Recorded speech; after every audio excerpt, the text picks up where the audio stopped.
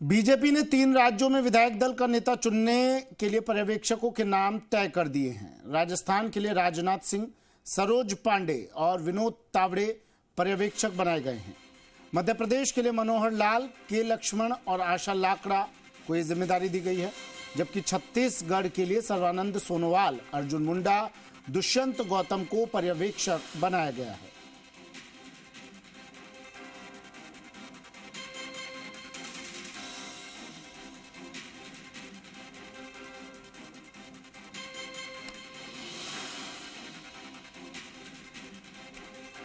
तो पर्यवेक्षक नियुक्त हो गए हैं। 3 पर्यवेक्षकों की नियुक्ति राजस्थान के लिए कर दी गई है। तीनों प्रदेशों के लिए पर्यवेक्षक भाजपा ने नियुक्त कर दिए हैं। एमपी के लिए मनोहर लाल, के लक्ष्मण, आशा लकड़ा को पर्यवेक्षक नियुक्त किया गया है। छत्तीसगढ़ के लिए सर्बानंद सोनोवाल, अर्जुन मुंडा और दुष्यंत गौतम पर्यवेक्षक बनाया गया है।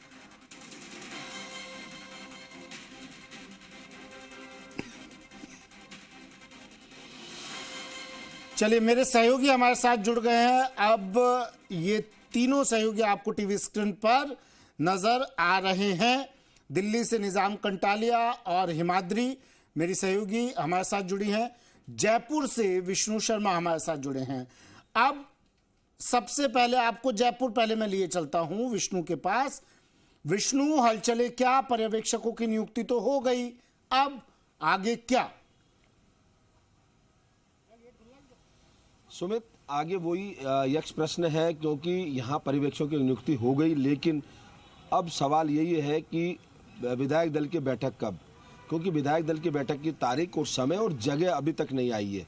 क्योंकि जगह भी यहाँ पर तय होना है कि बिरला सभागार में करना है या कहीं और जगह ऐसा सभागार लेना है, बीजेपी प्रदेश कार्यालय में करना है, क्योंकि बीजेपी प्रदेश कार्यालय में बैठक होना संभव नहीं है। एक सिटिंग व्यवस्था इस तरह की है नहीं है, तो ऐसे में कहाँ बैठक होनी है ये तय करना है। क्या किसी होटल में ये बैठक होनी है? अभी फिलहाल ये स्थान नहीं आने से असमंजस की स्थिति बनी है। वहीं दूसरी ओर बीजेपी प्रदेश कार्यालय में हूँ, जहाँ पर लगातार जो विधायक अभी तक नहीं आए थे वो लोग यहाँ पर पहुँच रहे हैं। आज अगर दिन भर की बात की जाए तो मदन दिलावर से लेकर बाबू सिंह राठौड़ यहाँ पहुँचे हैं, और जो संगठन महामंत्री हैं, प्रदेश संगठन महामंत्री चंद्रशेखर, उनसे मिलकर गए हैं। वहीं अभी निर्दलीय विधायक भी यहाँ पर पहुंचे हैं। जीवाराम चौधरी है सांचौर से, जिन्होंने सांसद देवजी पटेल को हराया था। तो ऐसे में कहीं ना कहीं विधायक भले ही पहुंच रहे हैं, लेकिन यहाँ पर हलचल कार्यकर्ताओं में है। कार्यकर्ताओं में भी यही चर्चा है कि आखिर बैठक कब होगी, क्योंकि अगर जैसा मेरे सहयोगी ने अभी कुछ देर पहले बताया था कि अगर शुरू हो गया है, कुछ विधायक स्वतः संज्ञान लेते हुए पहुंच रहे हैं या फिर उनके पास फोन कॉल्स चली गई हैं। निजाम, क्या ऐसी खबरें आ रही हैं कि विधायकों के पास फोन कॉल्स चली गई हैं अंदर खाने में और उन्हें वक्त दे दिया गया हो? देखिए सुमित, अभी इस तरह की कोई हमारे पास जानकारी नहीं आई कि विधायकों को किसी तरह का कोई कॉल या संपर्क हुआ हो। लेकिन हाँ, ये जरूर है कि जो पर्यवेक्षक नियुक्त किए गए हैं, उन पर्यवेक्षकों के जो साथ रहने वाले लोग हैं उनसे हमारी बातचीत हुई तो हमें जानकारी मिली कि कल शनिवार की दोपहर तक जो है पर्यवेक्षक लगभग कह सकते हैं कि जयपुर पहुँच जाएंगे। उसके बाद रविवार को ये बैठक सुबह 10 बजे के बाद कभी भी ये दिन भर बैठक हो सकती है और इसमें रायशुमारी की जा सकती है। लेकिन महत्वपूर्ण बात ये है कि फिलहाल आज देखिए, जो सीपी जोशी हैं प्रदेश अध्यक्ष, वो दिल्ली में मौजूद हैं, क्योंकि लोकसभा के लिए व्हिप जारी किया था बीजेपी ने, इसके चलते वो लोकसभा में मौजूद हैं।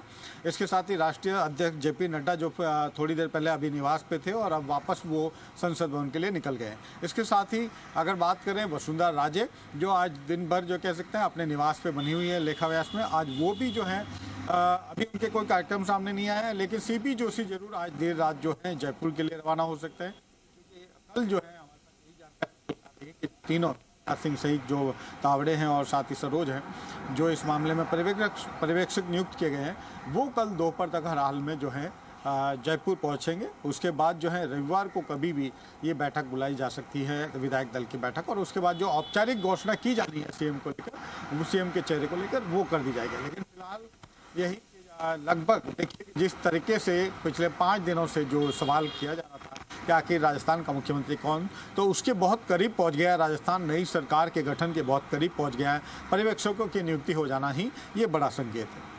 पर्यवेक्षकों की नियुक्ति हो जाना बड़ा संकेत है, और इस संकेत के बाद इंतज़ार की घड़ियां और लंबी हो गई है। वक्त जैसे जैसे नज़दीक आ रहा है, हिमाद्री के पास ले चलते हैं आपको।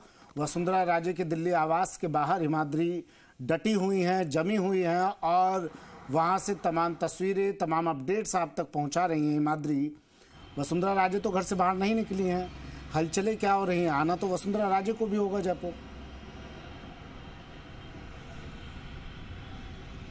बिल्कुल सुमित, तो देखिए अगर यहाँ पर हलचल की बात की जाए, इस वक्त हम सिंधिया हाउस के बाहर मौजूद हैं लेखा विहार में, और ऐसे में अभी कुछ देर पहले ही जो है उनके बेटे सांसद दुष्यंत सिंह अंदर गए हैं और उससे पहले उनकी बहन उनसे मिलने पहुंची हैं और वसुंधरा राजे फिलहाल बाहर नहीं आई है। अंदर कुछ ऐसी हलचल नजर नहीं आई है। लेकिन अगर बात की जाए वसुंधरा राजे की, तो देखिए कल जब जेपी नड्डा से मिलकर आई थी, उनके चेहरे पर एक हंसी नजर आई थी, एक खुशी नजर आई थी। तो ऐसे में अब कयास कहीं ना कहीं लगाए जा रहे हैं, क्योंकि देखिए अगर वसुंधरा राजे की हम बात करते हैं तो 5 बेहद अहम फैक्टर सामने आते हैं। आप अपनी बात जारी रखिएगा, मजबूत नेता, लेकिन नेताओं की बॉडी लैंग्वेज से आप कुछ नहीं पता कर पाएंगी। वसुंधरा राजे मुस्कुरा रही थी, खुश थी, या उस मुस्कान के पीछे कोई गम था, ये हम और आप जैसे पत्रकार पता नहीं कर सकते हैं। हिमाद्री, आप अपनी बात अब कंटिन्यू कीजिए।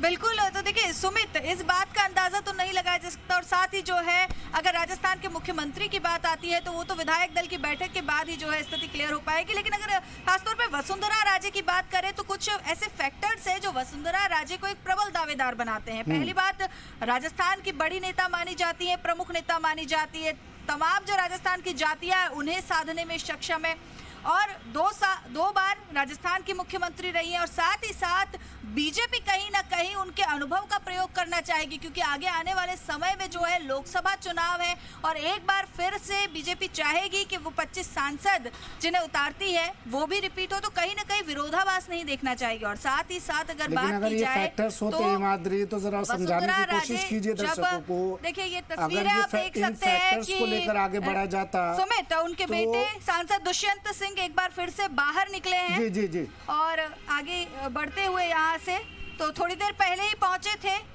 और अब वापस बाहर निकले, तो अब धीरे धीरे हलचल जो है सिंधिया हाउस में होनी शुरू हो गई है। सांसद दुष्यंत सिंह निकले हैं बाहर, ठीक है, और हो सकता है वसुंधरा राजे भी अब कुछ हलचलें हों। वसुंधरा राजे भी जयपुर के लिए रवानगी लें आज या फिर कल। जयपुर लिए चलते हैं आपको, विष्णु लगातार बने हुए हैं हमारे साथ जयपुर से। विष्णु, क्या कुछ खबर मिल पा रही है? इन चेहरों को लेकर अब बात नहीं करेंगे, अब बात कि क्या कुछ खबर मिल पा रही है उन चेहरों की जो रेस में आगे चल रहे हैं, वो कब तक जयपुर पहुंचेंगे? अब बिल्कुल जो चेहरे हैं उन सबको जयपुर पहुंचना ही है, क्योंकि कल विधायक दल की बैठक होनी है, परसों विधायक दल की बैठक होनी है, तो तमाम जो लोग हैं वहां पर मौजूद उन सबको पहुंचना है। चाहे बीजेपी प्रदेश अध्यक्ष सीपी जोशी हो, वो संभवतः आज शाम को आ जाएंगे। पूर्व मुख्यमंत्री वसुंधरा राजे वो विधायक भी हैं, तो ऐसे में उनको भी बैठक में रहना है। तो अगर आज देर रात तक आती हैं या कल सुबह आती हैं, इसका कुछ देर बाद बता देंगे कि कब उनका यहाँ पर आना निश्चित है। तो ऐसे में वो रहेंगे। इसके अलावा जो केंद्रीय मंत्री है, क्योंकि जो राजस्थान से जुड़े हुए हैं वो भी आ सकते हैं। केंद्रीय मंत्री अर्जुन राम मेघवाल है और इसके अलावा गजेंद्र सिंह है, वो भी यहाँ पर रह सकते हैं। वहीं बात की जाए यहाँ पर तो तीनों पर्यवेक्षक जब आएंगे तो इसके अलावा बात आप फ़ोन कॉल्स की कर रहे थे, अभी फिलहाल किसी के पास फ़ोन कॉल्स नहीं गया। मेरी कुछ विधायकों से बातचीत हुई, कुछ विधायक यहाँ भी थे, तो फ़ोन कॉल्स अभी किसी के पास नहीं गए हैं, क्योंकि जब तय हो जाएगा तारीख, समय और जगह, उसके बाद फ़ोन कॉल किए जाएंगे कि आपको यहाँ इतने बजे पहुँचना है, विधायक दल की बैठक है, उससे पहले पहुँच जाएंगे। जो दूर दराज के विधायक हैं वो वहाँ से चल के आएंगे, तो ऐसे में पर्याप्त समय उन्हें दिया जाएगा। एक रात का बात होगी, क्योंकि ऐसा नहीं है कि सुबह का और शाम तक बैठक हो जाए, तो रात को कहा जाएगा या अभी कल दोपहर में कहा जाएगा कि परसों बैठक है, आपको पहुँचना है, इस समय इस जगह होगी। तो ऐसे में जो विधायक हैं वो पर्याप्त समय के आधार पर पहुँच पाएंगे। बैठक से कुछ समय पहले पहुंचेंगे, जिससे आराम से भागम भाग नहीं हो। तो ये तय है कि बैठक जब होगी उससे एक दिन पहले सबको सूचना दे दी जाएगी। फिलहाल अभी किसी को सूचना नहीं दी गई है। वहीं दूसरी ओर ये तमाम जब नेता आएंगे तो संभवतः या तो तय कर लिया होगा, क्योंकि जो पर्यवेक्षक है वो जो टीम है वो भी तय करेगी कि उन्हें कब पहुंचना है और कब वो बैठक बुलाएंगे। तो इस आधार पर मंत्रणा होकर बातचीत होकर तय होगा कि विधायक दल की बैठक कब रखनी है। दूसरी ओर जो बात कर रहे थे कि जयपुर में कुछ विधायक वो कड़सी कोल के नाते यहाँ पर आए, क्योंकि अगर राजस्थान के सुदूर इलाके की बात की जाए जयपुर से, तो करीब करीब 7 से 8 घंटे जो है वो लगते हैं। तो ऐसे में ये जो समय पीरियड है वो देखकर उनको सूचना दी जाएगी। जयपुर शहर हो चाहे आसपास के विधायक हो 1 घंटे में पहुंच सकते हैं, लेकिन जो लोग दूर से आएंगे उनको उसमें फिलहाल यही सबके बीच में चर्चा है कि आखिर कब तय होता है तारीख, समय और जगह। तो वो तय होगी, उसके बाद ही आगे की रणनीति बनेगी। फिलहाल ये सिर्फ कयासों की बात चल रही है कि कल होती है, परसों होती है या आगे की सकती है। अभी फिलहाल इस बारे में जो एक एग्जैक्ट जो तारीख है वो अभी नहीं बता सकते, लेकिन कहीं ना कहीं अब क्योंकि समय बीतेगा, जो नेता है वो थोड़े फ्री होंगे तो उसके बाद उनसे बातचीत करके पता लगाया जा सकता है कि ये कब एग्जैक्ट तारीख होगी। हालांकि जो पार्टी की ओर से आदेश निकलेगा वह कि विधायक दल की बैठक इतने बजे आउट की जाती है, बुलाई जाती है, उससे पहले ही जी राजस्थान पर कोशिश होगी वो सबको ये जानकारी दे दे कि आखिर विधायक दल की बैठक कहाँ कब होगी। जी दिल्ली लिए चलते हैं, निज़ाम जुड़े हुए हैं। निज़ाम, कांग्रेस ये कह रही है कि भैया बीजेपी में तो 50 मुख्यमंत्री के चेहरे हैं और यही कारण है इसलिए देरी लग रही है एक फेस डिक्लेयर करने में, क्योंकि समझाइश करनी पड़ रही है, मनाना पड़ रहा है, कहना पड़ रहा है कि भैया आप मान जाइए, कहीं बाद में कोई मनभेद ना नजर आ जाए। क्या कारण यही है? देखिए सुमित, मैं बीजेपी के ऊपर जो कांग्रेस की जो भी बात है उन पे नहीं जाकर, मैं जो कांग्रेस के जो बड़े, माफ कीजिएगा, बीजेपी के जो बड़े दिग्गज रणनीतिकार हैं, जो पीछे संघ से जुड़े बड़े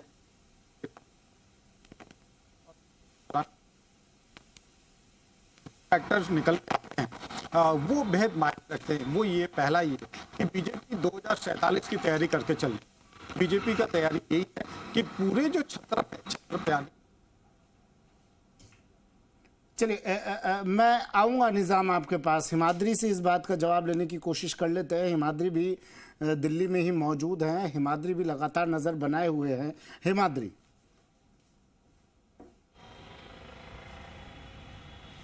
जी बिल्कुल सुमित, एक बार सवाल आप दोहराएंगे? हिमाद्री, सवाल मेरा ये था कि कांग्रेस ये कह रही है कि भैया वक्त इसलिए इतना लग रहा है सीएम फेस डिक्लेयर करने में क्योंकि बीजेपी में 50 सीएम फेस हैं और किसी एक का चेहरा आगे बढ़ाना है तो दूसरे को तो समझाना ही होगा।